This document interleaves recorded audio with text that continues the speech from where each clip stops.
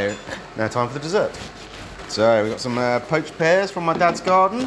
Pears are in there. We've got like a zabaglione. It's like a bit like a custard, sort of Italian custard. Really nice walnut cake and some candied walnuts. First thing we're going to put on is the zabaglione.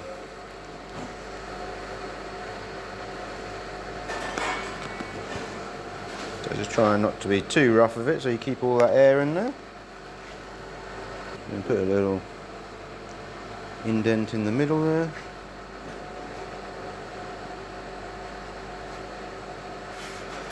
And I think we're going to go in with pop our walnut cake on. It's quite crumbly, this guy, so just be very gentle. Okay, I'm going to pop that just on there.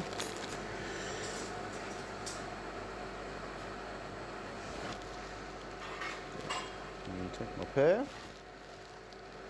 pop it in like so.